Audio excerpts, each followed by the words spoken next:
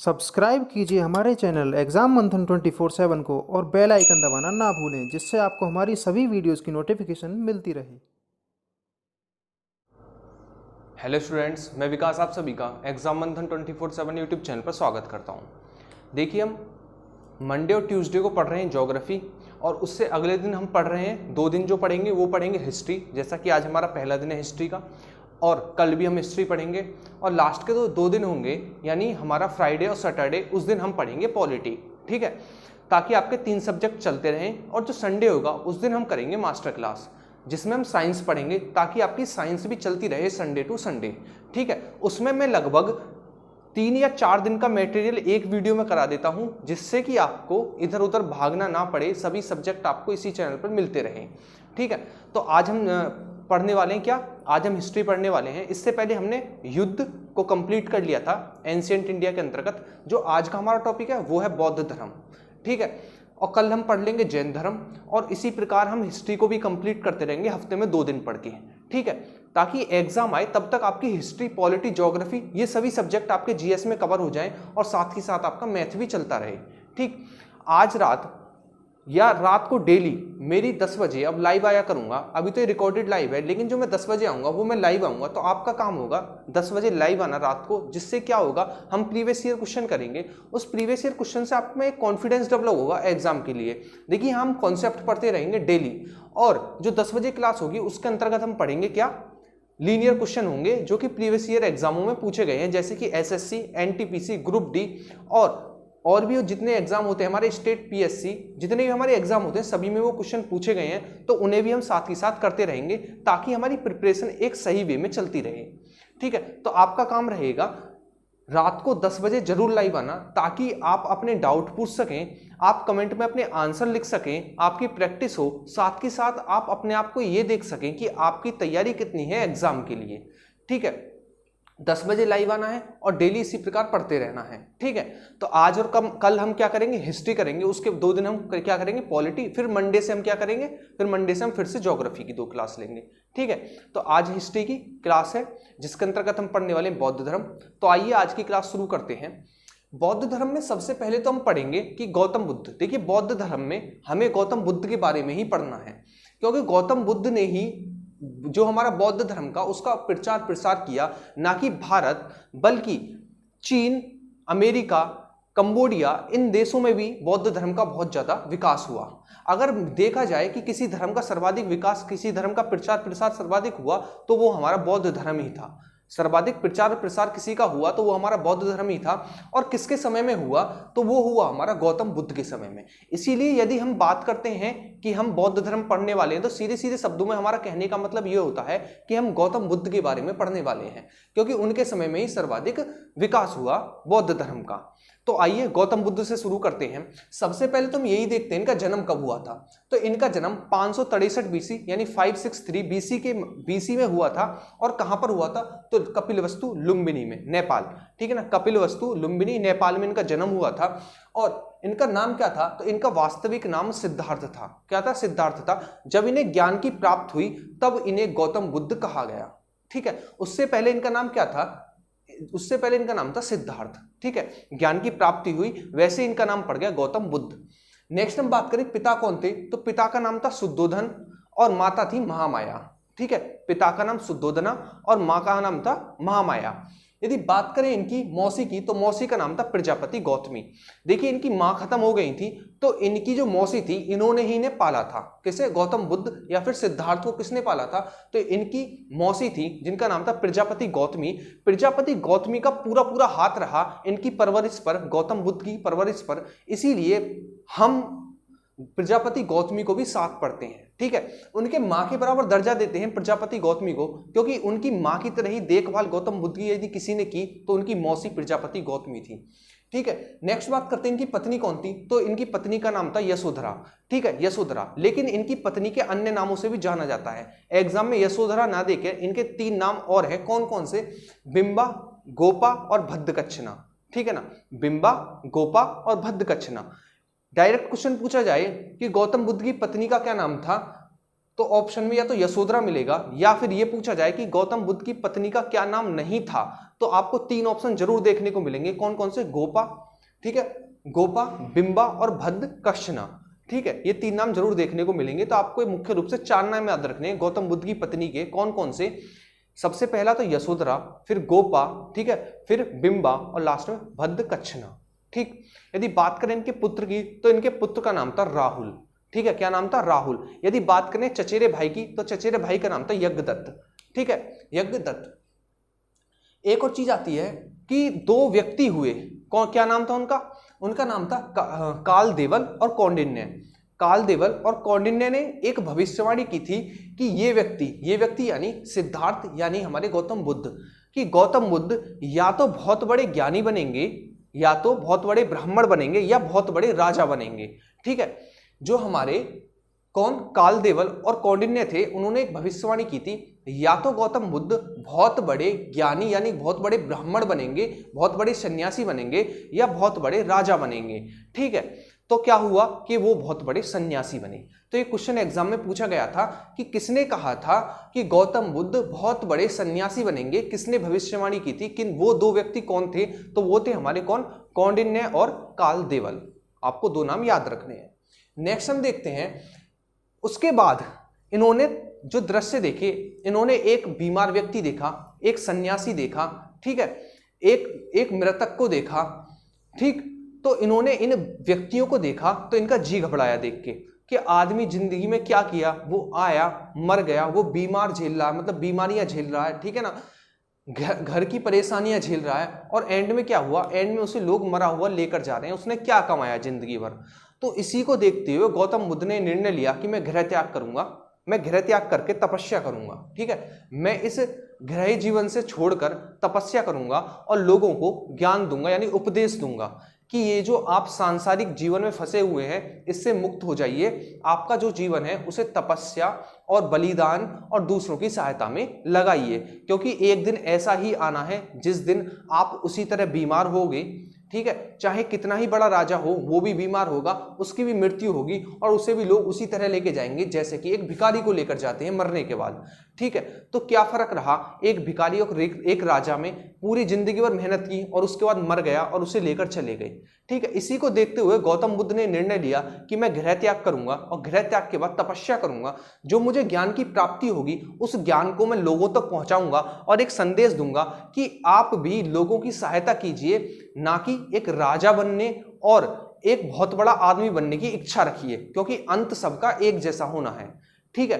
तो इसी को देखते हुए उन्होंने 29 वर्ष की आयु में, क्वेश्चन ध्यान से याद रखना, कितने वर्ष की आयु में? तो 29 वर्ष की आयु में उन्होंने गृह त्याग किया। तो क्वेश्चन ये पूछा जाएगा कि जो गौतम बुद्ध थे उन्होंने कितने वर्ष की आयु में गृह त्याग किया? तो आपको याद रखना उन्होंने 29 वर्ष की आयु में गृह त्याग किया, ठीक है। और गृह त्याग को क्या कहा जाता है बौद्ध साहित्य में? तो बौद्ध साहित्य में गृह त्याग को महाभिष्क्रमण के नाम से जाना जाता है, महाभिष्क्रमण, ठीक है ना, महाभिष्क्रमण के नाम से जाना जाता है।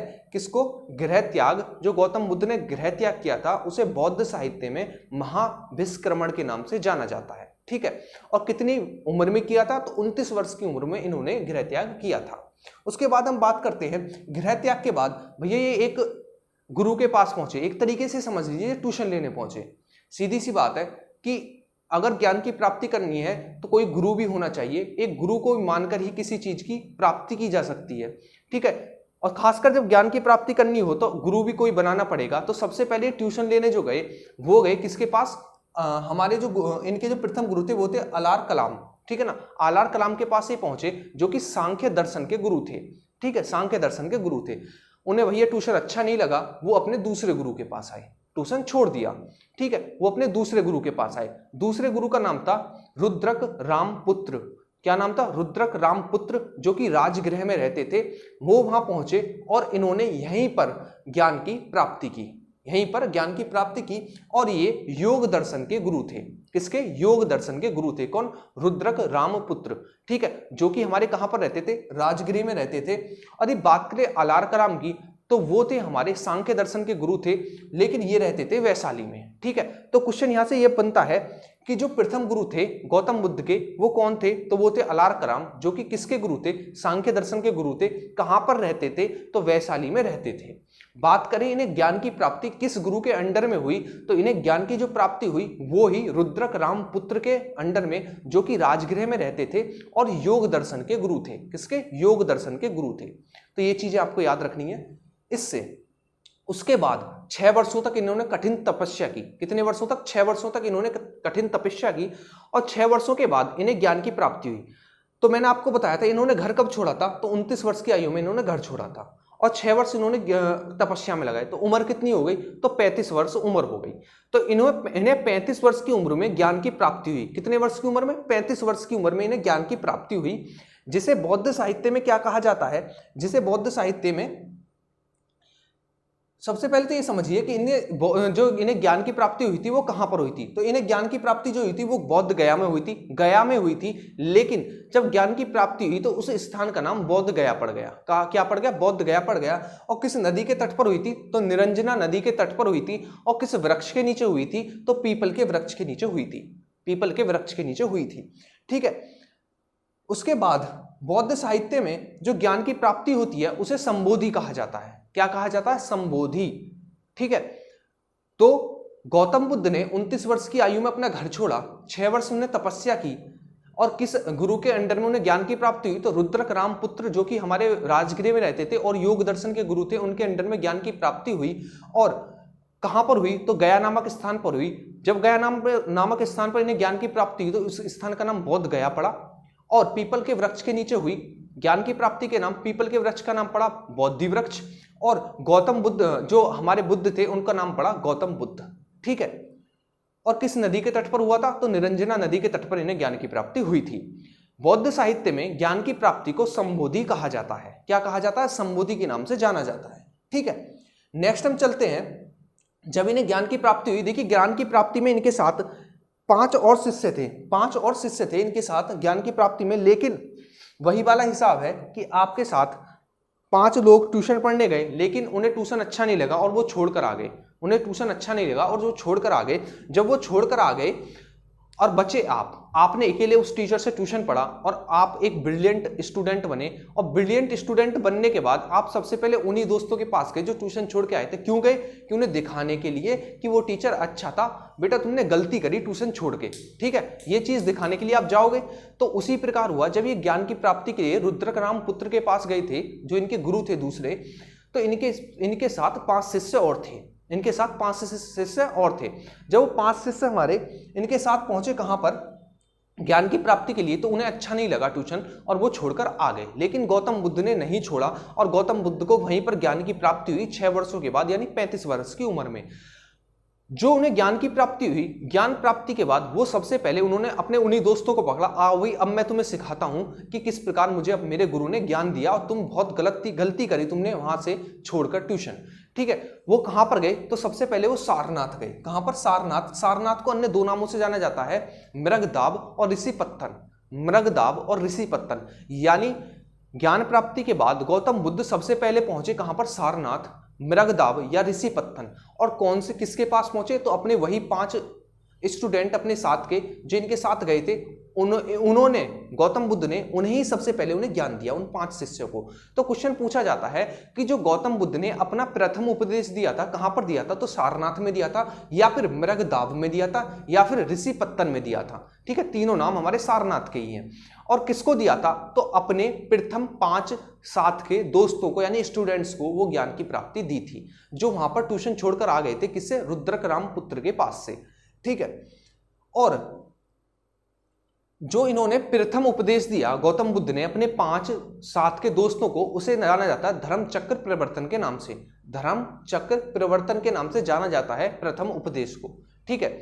उसके बाद हमारे गौतम बुद्ध की मृत्यु हो गई। मृत्यु कितने वर्ष की उम्र में हुई? तो मृत्यु हमारी 80 वर्ष की उम्र में मृत्यु हुई। ठीक है। 80 वर्ष की उम्र में मृत्यु हुई। और सन पूछे तो 483 बीसी, 483 बीसी में इनकी मृत्यु हो गई। और मृत्यु कहां पर हुई? तो कुशीनगर में हुई। कहां पर? कुशीनगर में इनकी मृत्यु हुई। पूछे किस वृक्ष के नीचे हुई? तो साल वृक्ष के नीचे इनकी मृत्यु हुई। कहां पर? साल वृक्ष के नीचे इनकी मृत्यु हुई। ठीक है। तो आपको ये चीजें इससे याद रखनी है। नेक्स्ट हम चलते हैं, वो है, मैंने आपको बता दिया कि 80 वर्ष की उम्र में इनकी मृत्यु हुई। इन्होंने सर्वाधिक समय अपने 80 वर्ष में कहां पर बिताया? श्रावस्ती में बताया। श्रावस्ती में सर्वाधिक समय बिताया। चूंकि श्रावस्ती में सर्वाधिक समय बिताया और ये उपदेश देते थे, तो सीधी बात है सर्वाधिक उपदेश कहां दिए होंगे, तो सर्वाधिक उपदेश भी हमारे श्रावस्ती में दिए होंगे। तो यहां से आपके 2 क्वेश्चन बल्कि 3 क्वेश्चन बनते हैं। सबसे पहला कि जो हमारे गौतम बुद्ध थे उन्होंने प्रथम उपदेश कहां पर दिया था, उन्होंने प्रथम उपदेश दिया था सारनाथ, मृगदाव या फिर ऋषिपत्तन। सारनाथ, मृगदाव या फिर ऋषिपत्तन में दिया था। यदि पूछे कि इन्होंने सर्वाधिक समय कहां पर बिताया था, तो इन्होंने सर्वाधिक समय बिताया था श्रावस्ती में। तो सर्वाधिक भाषण कहां पे दिए, यानी सर्वाधिक इन्होंने अपने उपदेश कहां पर दिए, तो सर्वाधिक उपदेश दिए इन्होंने अपने श्रावस्ती में। यदि पूछे कि सर्वाधिक उपदेश किस शिष्य को दिए, सर्वाधिक उपदेश किस शिष्य को दिए, तो वो था आनंद। आनंद शिष्य को सर्वाधिक उपदेश दिए। ठीक है, नेक्स्ट हम चलते हैं, वो है बौद्ध संघ। ठीक है ना, बौद्ध संघ। बौद्ध संघ ये समझ लीजिए बौद्ध स्कूल, बौद्ध स्कूल के नाम से जान लीजिए। ठीक है, बौद्ध संघ में प्रवेश को, बौद्ध संघ में प्रवेश को कहा जाता था उपसंपदा। यानी आज के समय में यदि आप कॉलेज में एडमिशन लेते हो तो उसे एडमिशन कहा जाता है, उसी प्रकार बौद्ध संघ में जो एंट्री करते थे उसे कहा जाता था उपसंपदा। और आप जब जाते हैं स्कूल तो वो टीचर शपथ भी लिखवाते हैं, ओथ भी लिखवाते हैं, तो उस ओथ को गौतम बुद्ध दिलवाते थे। गौतम बुद्ध दिलवाते थे क्योंकि गौतम बुद्ध प्रिंसिपल थे। ठीक है ना, गौतम बुद्ध दिलवाते थे। उस शपथ को कहा जाता था प्रवज्जा। ठीक है ना, प्रवज्जा के नाम से जाना जाता था। किस नाम से? प्रवज्जा के नाम से जाना जाता था। ठीक है, नेक्स्ट हम बात करते हैं, गौतम बुद्ध ने भिक्षु और भिक्षुणी संघ की भी स्थापना की। यानी लड़कियों के लिए अलग स्कूल बनाया और लड़कों के लिए अलग स्कूल बनाया। ठीक है, यानी जो जेंट्स थे उनके लिए अलग संघ और जो फीमेल थी उनके लिए अलग संघ बनाया। ठीक है, जो लड़कों के लिए संघ बनाया वो बनाया हमारा सारनाथ में, जबकि जो लड़कियों के लिए बनाया, जो लड़कियों के लिए संघ बनाया वो बनाया हमारा वैशाली में। कहां पर? वैशाली में बनाया। और किसके कहने से बनाया? तो अपने उसी शिष्य के कहने से बनाया जिसको इन्होंने सर्वाधिक उपदेश दिए थे। यानी आनंद के कहने पर इन्होंने क्या किया, इन्होंने लड़कियों के लिए अलग स्कूल बनवाया, यानी लड़कियों के लिए अलग संघ बनवाया। ठीक है, अपने शिष्य आनंद के कहने पर। आनंद वही व्यक्ति है जिसको गौतम बुद्ध ने सर्वाधिक उपदेश दिए थे। ठीक है, और ये स्कूल कहां पर बनाया गया? तो ये स्कूल हमारा बनाया गया कहां पर? वैशाली में बनाया गया। ठीक है, और इसमें जो प्रथम महिला थी जिन्होंने एडमिशन लिया तो वो थी हमारी गौतम बुद्ध की मौसी प्रजापति गौतमी। ठीक है, कौन थी? प्रजापति गौतमी। तो आपको यहां से क्या क्या याद रखना है कि गौतम बुद्ध ने भिक्षु और भिक्षुणी संघ की अलग अलग स्थापना की। जो भिक्षु संघ था उसकी स्थापना की हमारी कहां पर? सारनाथ में। जो भिक्षुणी संघ था उसकी स्थापना की वैशाली में। और किसके कहने पर? तो अपने सबसे प्रिय शिष्य आनंद के कहने पर इसकी स्थापना की। और सबसे पहला एडमिशन किसने लिया? तो सबसे पहला एडमिशन लिया उनकी मौसी प्रजापति गौतमी ने। किसने? प्रजापति गौतमी ने। नेक्स्ट हम चलते हैं, जो इनका सबसे प्रिय शिष्य था कौन था? तो सबसे प्रिय शिष्य था इनका आनंद। कौन था? आनंद इनका सबसे प्रिय शिष्य था। और अन्य शिष्य कौन कौन थे? तो इसके अन्य जो शिष्य थे वो थे उपाली, सारिपुत्र और मोगलायन। उपाली, सारिपुत्र और मोगलायन। ठीक है, जो इनका सबसे प्रिय शिष्य था वो था आनंद, और अन्य शिष्य आपको याद रखने हैं उपाली, सारिपुत्र और मोगलायन। जो सारिपुत्र और मोगलायन थे ये ओनली ऐसे 2 शिष्य थे जिनकी मृत्यु गौतम बुद्ध के समय में ही हो गई। यानी गौतम बुद्ध की मृत्यु तो बाद में हुई। इनके 2 शिष्य सारिपुत्र और मोगलायन ऐसे थे जिनकी मृत्यु गौतम बुद्ध के सामने ही हो गई। ठीक है, बाकी जो इतने भी शिष्य हुए वो सीधी सी बात है गौतम बुद्ध से छोटे ही होंगे और उनके बाद मृत्यु हुई होगी। लेकिन आपको 2 नाम याद रखने, सारिपुत्र और मोगलायन, दोनों की मृत्यु गौतम बुद्ध के समय ही हो गई थी। ठीक है, नेक्स्ट हम बात करते हैं, वो है बौद्ध सम्मेलन। क्या चीज? बौद्ध सम्मेलन। बौद्ध सम्मेलन कितने हुए? तो बौद्ध सम्मेलन हुए हमारे 4। बौद्ध सम्मेलन हुए हमारे 4। कौन कौन से? सबसे पहला बौद्ध सम्मेलन किस वर्ष हुआ? तो सबसे पहला बौद्ध सम्मेलन 483 BC में हुआ, जिस वर्ष गौतम बुद्ध की मृत्यु हुई। ठीक है, जिस वर्ष गौतम बुद्ध की मृत्यु हुई उसी समय पहला हमारा क्या हुआ? बौद्ध सम्मेलन हुआ। स्थान पूछे तो राजगृह में हुआ। यदि अध्यक्ष पूछे तो इसके अध्यक्ष महाकश्यप थे। और यदि राजा पूछे कि राजा उस समय कौन थे, तो राजा उस समय अजातशत्रु थे। कौन? अजातशत्रु। देखिए, प्रथम बौद्ध सम्मेलन में ही आनंद ने सुत्त पिटक की रचना की, बौद्ध ग्रंथ, और उपाली ने विनय पिटक की रचना की। ठीक है, तो आपको प्रथम बौद्ध सम्मेलन से क्या क्या याद रखना? पहले बात तो सन याद रखना है, 483 BC में प्रथम बौद्ध सम्मेलन हुआ। ठीक है, स्थान पूछे तो राजगृह, अध्यक्ष पूछे तो महाकश्यप, और राजा पूछे तो अज्ञात शत्रु। ठीक है, अगर इससे संबंधित और चीज पूछ सकता तो वो ये है कि जो हमारे आनंद थे सबसे प्रिय शिष्य, उन्होंने सुत्त पिटक की रचना की प्रथम बौद्ध सम्मेलन में, और उपाली जो थे उन्होंने विनय पिटक की रचना की। सेकंड बौद्ध सम्मेलन पर आते हैं। सेकंड बौद्ध सम्मेलन हमारा 383 बीसी में हुआ और ये वैशाली में हुआ, और इसके जो अध्यक्ष थे वो थे सर्वकामिनी और राजा थे कालाशोक। राजा कौन थे? तो राजा थे हमारे कालाशोक। ठीक है, कालाशोक राजा रहे। तो आपको यहां से क्या क्या चीजें रखनी है? पहला तो समय याद रखना, 383 बीसी में दूसरा बौद्ध सम्मेलन हुआ। जगह थी हमारी वैशाली, यानी स्थान वैशाली था। यदि पूछे अध्यक्ष तो अध्यक्ष थे सर्वकामिनी, और पूछे राजा तो राजा थे कालाशोक। ठीक है, तीसरे पे चलते हैं। तीसरा जो बौद्ध सम्मेलन था वो 251 बीसी में हुआ। कब हुआ? 251 बीसी में हुआ। और यदि पूछे स्थान कौन सा था तो स्थान था पाटलिपुत्र। पाटलिपुत्र स्थान था। और पूछे कि अध्यक्ष कौन थे तो अध्यक्ष थे मोगलीपुत्र तिस्स और राजा थे अशोक। कौन थे? राजा थे अशोक। इसी तीसरे बौद्ध सम्मेलन में मोगलीपुत्र तिस्स ने अभिधम्म पिटक की रचना की। अभिधम्म पिटक की रचना की। तो क्वेश्चन पूछा जाएगा कि अभिधम्म पिटक की रचना किस बौद्ध सम्मेलन में हुई? तो तीसरे बौद्ध सम्मेलन में अभिधम्म पिटक की रचना हुई। और किसने की? तो मोगलीपुत्र तिस्स ने की। तीसरा बौद्ध सम्मेलन हुआ कब? तो 251 बीसी में तीसरा बौद्ध सम्मेलन हुआ। और कहां पर हुआ? तो पाटलिपुत्र में हुआ। मोगलीपुत्र तिस्स इसके अध्यक्ष रहे और राजा रहे अशोक। राजा रहे अशोक। नेक्स्ट हम चलते हैं फोर्थ बौद्ध सम्मेलन। इसका समय है 100 बीसी। स्थान है कुंडलग्राम, यानी हमारा जम्मू कश्मीर। ठीक है, अध्यक्ष थे वासुमित्र और जो हमारे राजा थे वो थे कनिष्क। कौन थे? राजा थे कनिष्क। ठीक है, तो आपको यहां से क्या क्या चीजें याद रखनी है? समय 100 बीसी, स्थान कुंडलग्राम, अध्यक्ष वासुमित्र और राजा कनिष्क। ठीक है, इसी में चौथे बौद्ध सम्मेलन में बौद्ध धर्म दो भागों में बट गया, हीनयान और महायान। तो क्वेश्चन पूछा जाएगा कि बौद्ध धर्म हीनयान और महायान में, बौद्ध धर्म हीनयान और महायान में किस बौद्ध सम्मेलन में बटा? तो आपको याद रखना है वो था हमारा चौथा बौद्ध सम्मेलन। कौन सा? चौथा बौद्ध सम्मेलन। तो ये था हमारा बौद्ध धर्म। एक बार हम जल्दी से रिकॉल कर लेते हैं कि हमने क्या पढ़ा। सबसे पहले हमने पढ़ा गौतम बुद्ध के बारे में। तो गौतम बुद्ध के बारे में आपको जो चीजें याद रखनी वो ये है कि गौतम बुद्ध का जन्म कब हुआ? तो गौतम बुद्ध का जन्म 563 बीसी में हुआ। स्थान कौन सा था? तो स्थान था कुंडलग्राम। ठीक है ना, कपिलवस्तु कुंडलग्राम, कपिलवस्तु में हुआ था लुम्बिनी। ठीक है ना, कपिलवस्तु लुम्बिनी में हुआ था। नाम इनका सिद्धार्थ था। पिता का नाम शुद्धोधना था, माता का नाम महामाया था, पत्नी का नाम यशोधरा था।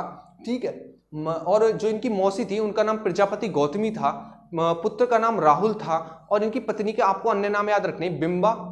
ठीक है ना, बिंबा, गोपाल, भद्रकश्यना। ठीक, भविष्यवाणी कालदेवल और कौंडिन्य ने एक भविष्यवाणी की थी, या तो ये बहुत बड़ा राजा बनेगा या फिर बहुत बड़ा सन्यासी बनेगा। तो बहुत बड़े सन्यासी बने। फिर इन्होंने 29 वर्ष की आयु में अपना गृह त्याग कर दिया, जिसे महाविष्कर्मण के नाम से जाना जाता है। ठीक है, ये सबसे पहले गृह त्याग के बाद अपने गुरु अलारकराम के पास पहुंचे, और जो कि किसके गुरु थे? जो कि सांख्य दर्शन के गुरु थे। लेकिन उनके पास इन्हें ज्ञान की प्राप्ति नहीं हुई। उसके बाद ये वैशाली राजगृह में पहुंचे। कहां पर?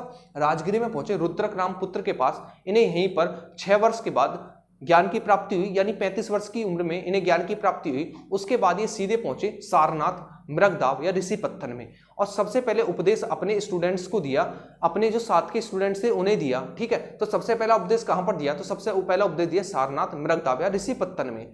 ठीक है, जो इन्हें ज्ञान की प्राप्ति हुई वो कहां पर हुई? तो इन्हें ज्ञान की प्राप्ति बोध गया में हुई। किस नदी पर? तो निरंजना नदी पर। किस वृक्ष के नीचे? तो पीपल के वृक्ष के नीचे। ठीक है, बौद्ध साहित्य में ज्ञान की प्राप्ति को संबोधि के नाम से जाना जाता है। उसके बाद हम बात करते हैं बौद्ध गया से ज्ञान की प्राप्ति के बाद सारनाथ पहुंचे, और सबसे पहले इन्होंने अपना उपदेश सारनाथ में दिया। ठीक है ना, इन्होंने प्रथम उपदेश दिया उसे धर्म चक्र परिवर्तन के नाम से जाना जाता है। नेक्स्ट चलते हैं इनकी मृत्यु। इनकी मृत्यु जो है वो 80 वर्ष की उम्र में इनकी मृत्यु हुई।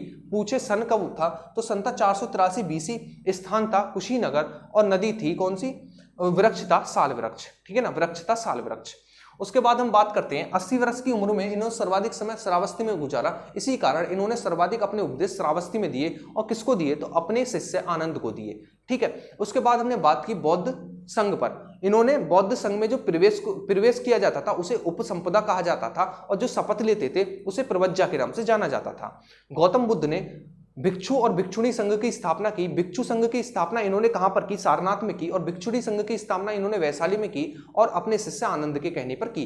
जो सबसे पहले एडमिशन लिया वो थी महिला प्रजापति गौतमी भिक्षुणी संघ में, ठीक है।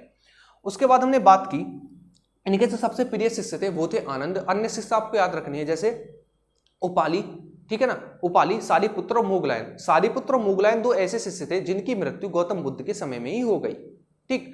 नेक्स्ट नंबर ने बात की बौद्ध सम्मेलन। प्रथम बौद्ध सम्मेलन हमारा 483 बीसी में हुआ, जिस समय गौतम बुद्ध की मृत्यु हुई थी। और कहां पर हुआ? तो राजगृह में हुआ। इसके अध्यक्ष कौन थे? इसके अध्यक्ष थे महाकश्यप। और उस समय राजा कौन थे? तो राजा थे अजातशत्रु, ठीक है। इसी समय आनंद ने सुत्त पिटक और उपाली ने विनय पिटक की रचना की।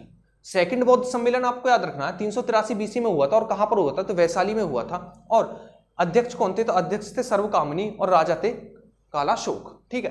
तीसरा आपको याद रखना समय था 251 बीसी, स्थान था पाटलिपुत्र और अध्यक्ष थे मोगलीपुत्र तिस्स और राजा थे अशोक, ठीक है। मोगलीपुत्र तिस्स ने ही तीसरे बौद्ध सम्मेलन में अभिधम्म पिटक की रचना की। उसके बाद हम आए फोर्थ बौद्ध सम्मेलन जो कि हमारा 100 बीसी में हुआ था। स्थान था कुंडलग्राम और अध्यक्ष थे वासुमित्र और राजा थे कनिष्क, ठीक है, राजा थे कनिष्क।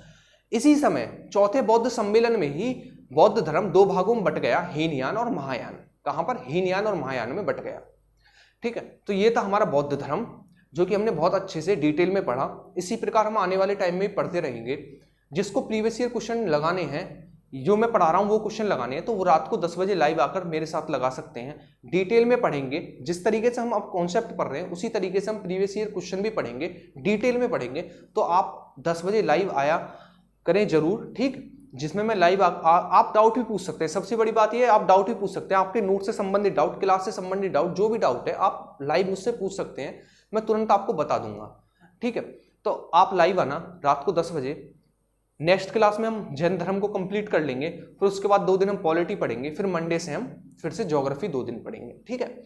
जो संडे हुआ उस दिन हम मास्टर क्लास पढ़ेंगे। आपको कहीं भागने की जरूरत नहीं पड़ेगी। शाम को 7 बजे आप मैथ पढ़ा करें।